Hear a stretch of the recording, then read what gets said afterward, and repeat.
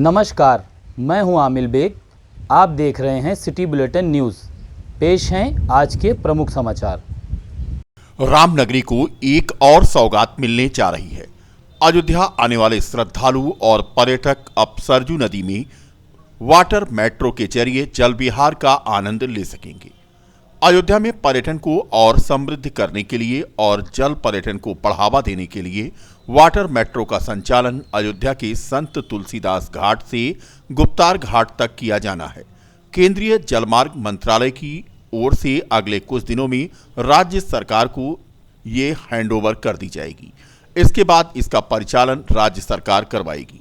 दोनों पॉइंटों पर भारतीय अंतर्देशीय जल मार्ग प्राधिकरण, पत्तन, पोत, परिवहन और जल मार्ग मंत्रालय ने सरजू किनारे जेटी की स्थापना की है, जहां पर वाटर मेट्रो के चार्जिंग के लिए बाकायदा पॉइंट बनाए गए हैं। यहीं से यात्री वाटर मेट्रो पर सवार होंगे। वाटर मेट्रो परिचालन से जुड़े आलोक सिंह ने बताया कि सरजू के किनारे संत तुलसी घाट से अत्याधुनिक सुविधाओं से लैस वाटर मेट्रो करीब 14 किलोमीटर का सफर गुप्तार घाट तक तय करेगी। एक साथ 50 यात्री जल विहार का आनंद उठा सकेंगे। कोचीन शिपयार्ड में बनी यह वाटर मेट्रो सरजू नदी के ऊपर किसी क्रूज की तरह दिखाई देगी। मेट्रो पूरी तरह से एयर कंडीशन होगी, जिससे ना तो सर्दियों में यात्री ठुठरेंगे और ना ही गर्मी में उन्हें पसीना बहाना पड़ेगा।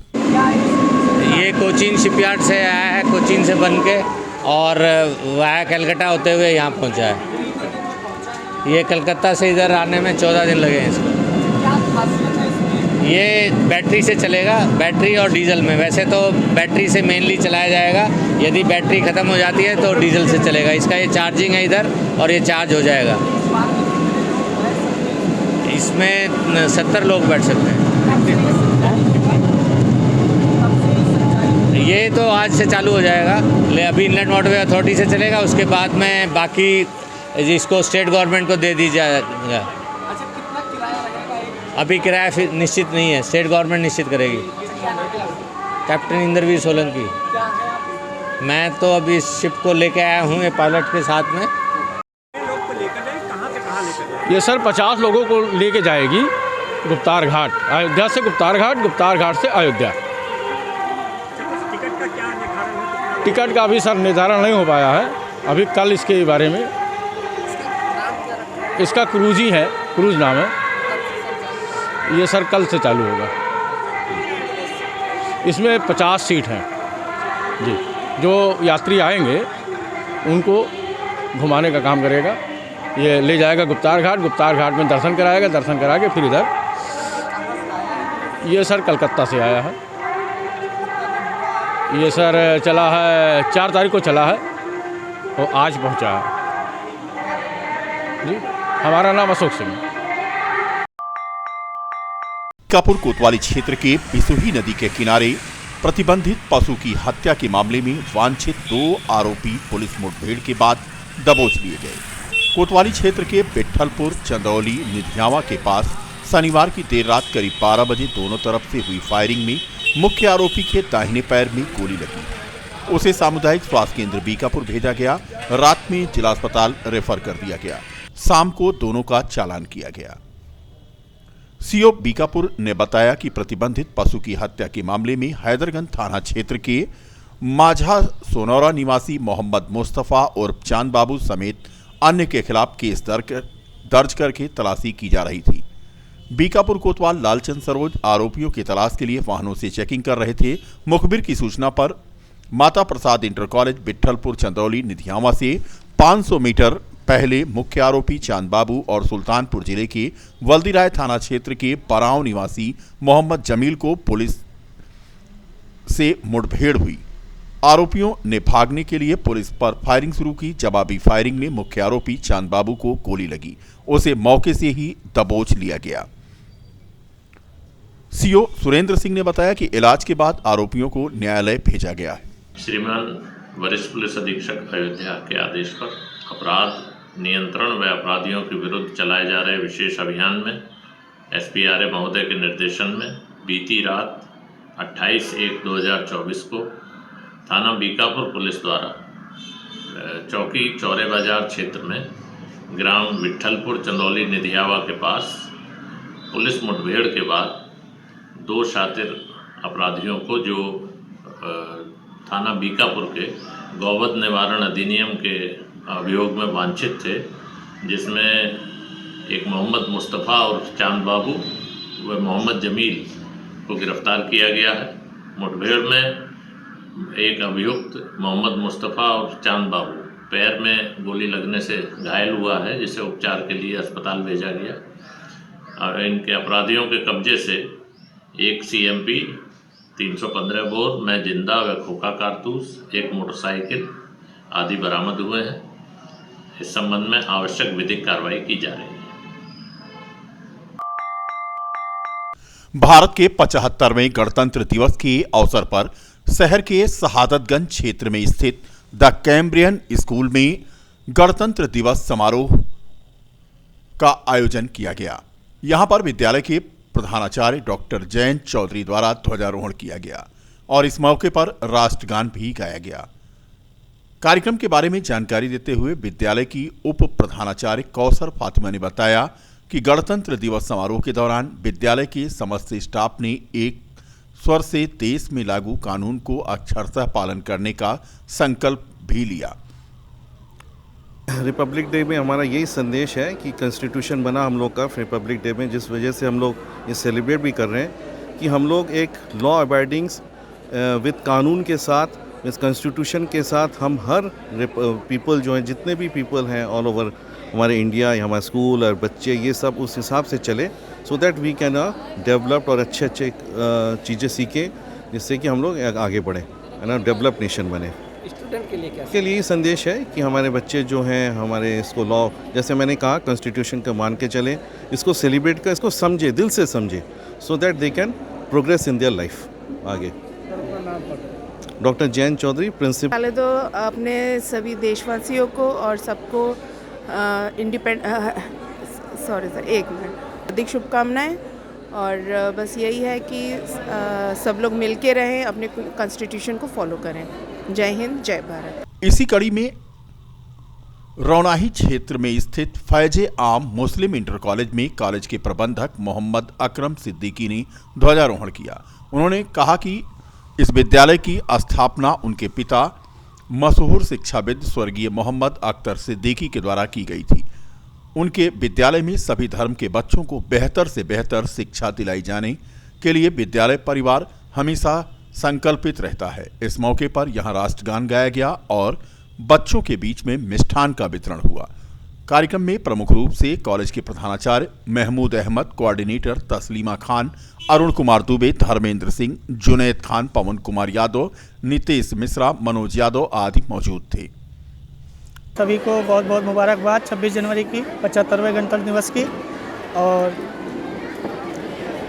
बच्चों द्वारा बहुत ही सांस्कृतिक और रंगारंग कार्यक्रम किए गए और झंडारोहण मेरे स्वयं द्वारा किया गया और सेना के जवान भी सम्मिलित थे। बहुत गर्व की बात है हम सबकी। और क्या, इस दिन संविधान लागू हुआ, इससे ये सीख लेनी चाहिए कि संविधान के द्वारा ही चलना चाहिए, संविधान जो कहता है उसी के अकॉर्डिंग चलना चाहिए। अब आजकल देख रहे हैं संविधान के विरुद्ध बहुत चीज़ें हो रही हैं, लेकिन उसको नहीं मानना चाहिए। संविधान जो कहता है उसके द्वारा चलना चाहिए। क्या नाम है आपका? आपका? मेरा नाम मोहम्मद अकरम सिद्दीकी, मैनेजर फैजा मुस्लिम इंटर कॉलेज। इसी कड़ी में अयोध्या जनपद के रामपुर सरधा में स्थित ग्रामोदय इंटर कॉलेज में विद्यालय परिवार द्वारा हर्षोल्लास के साथ गणतंत्र दिवस समारोह मनाया गया। इस मौके पर विद्यालय के प्रधानाचार्य PM सिंह द्वारा बच्चों को समारोह पूर्वक सम्मानित भी किया गया। गणतंत्र दिवस समारोह के दौरान ग्रामोदय इंटर कॉलेज के बच्चों द्वारा विभिन्न प्रकार के रंगारंग सांस्कृतिक कार्यक्रमों की मनमोहक प्रस्तुति की गई।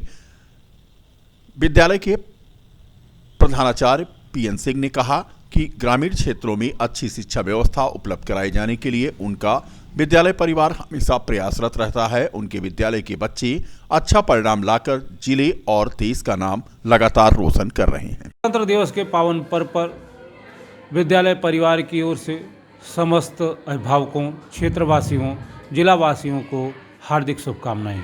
बहुत बहुत बधाई। प्रातःकाल झंडारोहण हुआ, प्रभात फेरी हुई और उसके पश्चात सांस्कृतिक कार्यक्रम हो रहा है। और सांस्कृतिक कार्यक्रम में इस समय अयोध्या में जो प्राण प्रतिष्ठा हुई भगवान राम की, उससे रिलेटेड भी कार्यक्रम रखे गए हैं। जी, हमारा नाम PN सिंह, प्रधानाचार्य ग्रामोदय इंटर कॉलेज, रामपुर सरदा, अयोध्या। फैजाबाद पब्लिक स्कूल में गणतंत्र दिवस धूमधाम के साथ मनाया गया।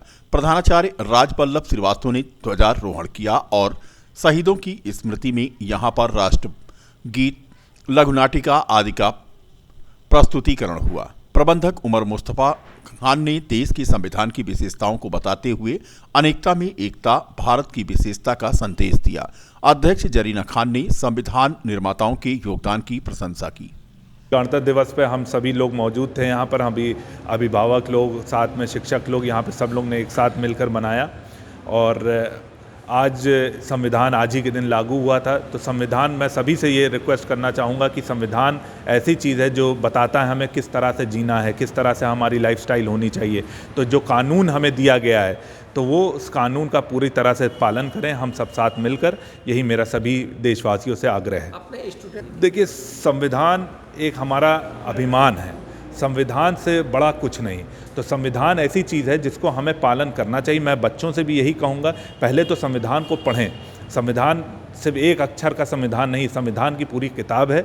एक एक बारीकी पर जाएं, एक एक चीज़ों पर जाएं। मैं अपने शिक्षकों को भी यही कहता हूं कि इन बच्चों को पढ़ाई के साथ साथ संविधान के बारे में बताते रहें, ताकि बच्चों का भविष्य उज्जवल रहे। जब तक बच्चा संविधान को समझेगा नहीं, तब तक बच्चा देश में उन्नति क्या, देश के लिए उन्नति नहीं कर पाएगा। तो संविधान को समझे, कानून को समझे, तब जाके देश हमारा, समझ लीजिए, असली में गणतंत्र कहलाएगा। अयोध्या में रैपिडो ने अपनी बाइक टैक्सी सर्विस ऐप को लॉन्च कर दिया है। मुख्य अतिथि के रूप में पहुंचे नगर निगम के महापौर गिरीशपति त्रिपाठी की मौजूदगी में यह लॉन्च किया गया। महापौर ने हरी झंडी दिखाकर बाइक टैक्सी सर्विस को रवाना किया। इस दौरान मांस गिरीशपति त्रिपाठी ने कहा कि शहर में लास्ट माइल कनेक्टिविटी को बेहतर बनाने तथा परिवहन सुविधाओं को किफायती बनाने की दिशा में उल्लेखनीय कदम है। इस पहल से परिवहन के पारंपरिक साधनों पर निर्भरता कम होगी, साथ ही रोजगार के अवसरों के सृजन से शहर के आर्थिक विकास को मदद मिलेगी। देखिए, रैपिडो ने एक ऐप यहाँ पर जारी किया है, जिसमें इन्होंने ये हम लोगों का जो बाइक है उसके माध्यम से अयोध्या के पर्यटन, अयोध्या के जो आवागमन की सुविधा है उसमें अपना योगदान देने का इन्होंने एक यहाँ पर संकल्प व्यक्त किया है। एक जो यहाँ के लोकल लोग हैं वो अपनी बाइक इसमें शामिल कर सकते हैं और अपनी बाइक पर यहाँ के जो यात्री हैं जो अपने आवागमन के लिए बाइक का प्रयोग करना चाहते हैं, सुदूर गलियों में जाना चाहते हैं, उनके सब के लिए एक बहुत अच्छी सुविधा है और ऐप बेस्ड सर्विस है। कोई भी इसको ऐप पर बुक कर सकता है और जो लोग इसमें पार्टिसिपेट करेंगे उनका ऐप पर ही उनका भुगतान हो जाएगा। तो कुल मिला के रोजगार के दृष्टिकोण से भी और आवागमन के दृष्टिकोण से दोनों भी एक अच्छा क्रांतिकारी कदम है और हमारे शहर के आवागमन में एक अच्छी सुविधा इसके माध्यम से मिलने जा रही है। समाजवादी पार्टी के वरिष्ठ नेता और पूर्व कैबिनेट मंत्री अवधेश प्रसाद ने भाजपा सरकार की नीतियों पर सवाल उठाए। पुलिस भर्ती में आवेदन शुल्क पर भी जहां उन्होंने सवाल खड़े किए, वहीं उन्होंने कहा कि अनुसूचित जाति को कोई छूट नहीं मिल रही है। जो आवेदन शुल्क सामान्य वर्ग पर वही सभी वर्ग पर लागू है। सभी आवेदनकर्ताओं से 400 रुपये शुल्क लिया जा रहा है। यह अधिकार संविधान प्रदत्त है या भीख नहीं है, यह दया नहीं है। कुल मिलाकर के पत्रकार वार्ता के दौरान उन्होंने कहा कि समाजवादी पार्टी इसका विरोध करती है। उन्होंने आरोप लगाया कि आज हमारा संविधान खतरे में है, लोकतंत्र खतरे में है, देश खतरे में है और इसको बचाने के लिए लोगों को वह जागरूक कर रहे हैं।